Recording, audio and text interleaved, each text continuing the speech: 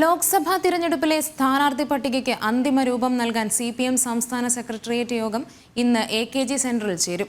യോഗത്തിൽ പങ്കെടുക്കാൻ general secretary Sitaram Yechury ഇന്നലെ തലസ്ഥാനത്തെത്തി. വൈകിട്ട് 4-ന് LDF യോഗവും ഉണ്ടാകും.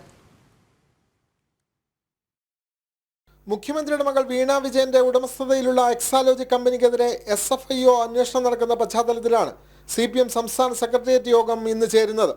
ഈ ആരോപണത്തെ പാർട്ടി നേരിടുമെന്ന് യോഗത്തിൽ പങ്കെടുക്കാനെത്തിയ ജനറൽ സെക്രട്ടറി സീതാറാം യെച്ചൂരി പറയുകയും ചെയ്തു. Kerala government and the Kerala party is perfectly capable of answering these questions. They are answering.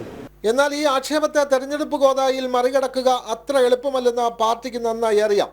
Secretariat യോഗം ഇക്കാര്യം വിശദമായി ചർച്ച ചെയ്യും. തുടർച്ചയായി നാളെയും മറ്റന്നാളും സംസ്ഥാന സമിതി യോഗവും ചേരുന്നുണ്ട്. സ്ഥാനാർത്ഥി നിർണയമാണ് മറ്റൊരു പ്രധാന അജണ്ട. ആകെയുള്ള 20-ൽ 15 സീറ്റിലാണ് CPM മത്സരിക്കുന്നത്. 4 CPI, 1 കേരള കോൺഗ്രസ് മാണി ഗ്രൂപ്പ് എന്നിങ്ങനെയാണ് സീറ്റ് വിഭജനം. മാണി ഗ്രൂപ്പിന് കോട്ടയം സീറ്റാണ് നൽകുക. ഇന്ന് വൈകിട്ട് 4-ന് ഇടതുമുന്നണി യോഗവും AKG സെന്ററിൽ നടക്കും. സീറ്റ് വിഭജനത്തിൽ തീരുമാനമാകുമെന്ന് ഇടതു കൺവീനർ EP ജയരാജൻ അറിയിച്ചു.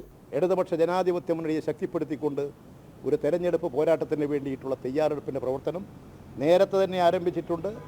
സംഘടനാപരമായിട്ട് തയ്യാറെടുപ്പുകൾ ഓരോ പാർട്ടിയും ചെയ്തു കഴിഞ്ഞിരിക്കുകയാണ്.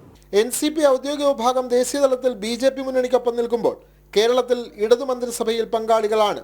ഈ സാങ്കേതിക പ്രശ്നം മറികടക്കുന്ന കാര്യവും LDF യോഗത്തിൽ ചർച്ചയാകും. ജനം, തിരുവനന്തപുരം.